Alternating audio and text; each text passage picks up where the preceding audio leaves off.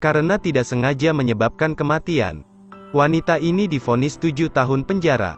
Dia menerima telepon dari kakaknya, mengatakan bahwa ibunya telah meninggal. Dia membayar uang jaminan untuk polisi, agar pulang beberapa hari. Sipir penjara memberinya alat pelacak. Kemudian selama 3 hari harus kembali ke penjara.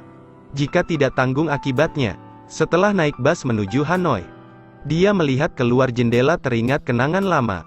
Saat ini seorang pria lupa membawa dompet sehingga tidak punya uang untuk membayar mobil. Dia melihat ke arahnya dan ingin meminjam uang.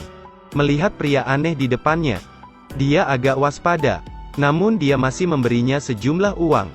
Di perjalanan keduanya mengobrol. Pria itu berjanji akan mengembalikan uangnya, lalu memberikan arloji padanya.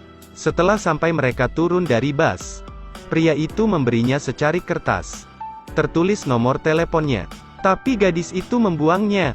Setelah Anna kembali ke rumahnya, tapi setelah itu keluarganya mengungkapkan keinginan aslinya, berbicara tentang membayar jaminan. Kakaknya mengatakan ingin memisahkan harta peninggalan ibunya. Kedua kakak laki-lakinya sudah menandatanganinya. Hanya saja tidak ada bagian untuk Anna. Karena suatu alasan Anna tidak berkata apa-apa dalam hatinya. Sedikit kecewa selama 5 tahun para saudaranya belum bertemu. Tapi kali ini mereka tidak peduli bagaimana dia hidup atau mati. Anna merasakan takut dari orang-orang terkasih. Dia pergi untuk mencari angin, dan melihat cinta pertamanya. Mereka akhirnya berbicara beberapa kata satu sama lain. Perasaannya agak bingung, karena di dalam hatinya Anna mengerti. Karena pria inilah dia tidak sengaja membunuh suaminya. Pria ini sedang mandi. Di kamar ada wanita yang meletakkan voucher di atas meja dan mengucapkan selamat tinggal. Wanita itu baru saja berjalan dia keluar. Kemudian pria itu membacanya. Tidak salah dia laki-laki yang tampan. Jadi dia diasuh oleh wanita perempuan kaya. Tapi kali ini dia ketahuan oleh suami wanita kaya itu. Dia mengejarnya dan pria itu kabur. Berjalan keluar pintu memikirkan tempat untuk bersembunyi. Kebetulan dia melihat Anna. Dia mengembalikan ongkos mobil sehari sebelumnya. Namun Anna mengatakan ingin pergi ke motel. Dia kembali ke hotel dan mulai melepas bajunya. Masih tenggelam dalam pikiran. Anna ingin melepaskan untuk terakhir kalinya, sebelum kembali ke penjara. Tapi kemudian dia merasa menyesal. Anna mendorong pria itu kemudian menyuruhnya berpakaian. Anna lalu meminta maaf. Tapi untuk pertama kalinya tidak bisa membuat pelanggan puas. Jadi berhenti mempromosikan saya. Ketegangan sejenak menjadi tenang. Keduanya keluar hotel berjalan menyusuri jalan Chicago. Anna ingin kembali penjara, dan pria itu diburu. Keduanya berjalan bersama, makan malam bersama, duduk di perahu, jalan-jalan ke taman hiburan, melihat sepasang kekasih berdebat. Keduanya bermain peran bersama. Aku harus pergi sekarang. Bahagiamu kamu yang memutuskan. Mengapa kamu begitu kejam? Keduanya duduk di halte bus. Anna menceritakan kisah masa lalunya sendiri. Pria itu dengan sabar mendengarkan. Hari bahagia itu sangat cepat berakhir. Di menit perpisahan Anna berinisiatif untuk memeluknya. Berapa biaya untuk pergi dengan tamu sehari? Dia mengeluarkan uang dan memberikannya kepada pria itu. Howen menatapnya tanpa berkata apa-apa. Dia memberikan $20 dari sakunya dan sebuah arloji. $20 adalah untuk membayar ongkos mobilnya. Dan jam tangan saya. Ada urusan mendesak yang harus saya urus. Saya harap Anda menunggu saya di sini selama 10 menit. Anna tidak setuju. Karena masa lalunya dia tidak lagi mempercayai pria manapun. Saat pemakaman ibundanya, cinta pertamanya datang berkunjung. Jika bukan karenanya, Anna tidak akan menghabiskan 7 tahun di penjara. Dan pria yang baru saja terbiasa berciuman juga datang. Agak terkejut tapi tetap diperkenalkan ke kakaknya. Setelah pemakaman dia duduk untuk makan. Cinta pertama dengan istrinya juga datang.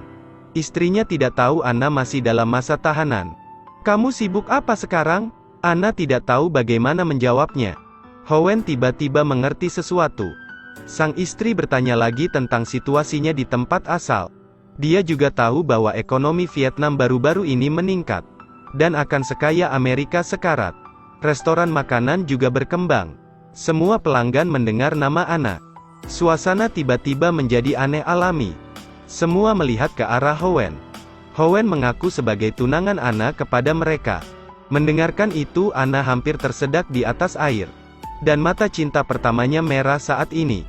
Saudaranya memanggilnya untuk membahas pembagian harta ibunya. Dan istri cinta pertama Anna pergi untuk mengasuh anak. Hanya kedua lelaki itu dibiarkan duduk bersama. Siapa identitasmu sebenarnya? Jangan main-main. Hidup Anna sudah cukup tragis. Sehingga dia tidak bisa menerima pria sepertimu. Howen tidak tahan dengan ejekan ini. Kemudian keduanya mulai berkelahi. Anna cepat berlari menghampiri dan bertanya mengapa mereka berkelahi. Howen menggunakan garpu untuk melindunginya.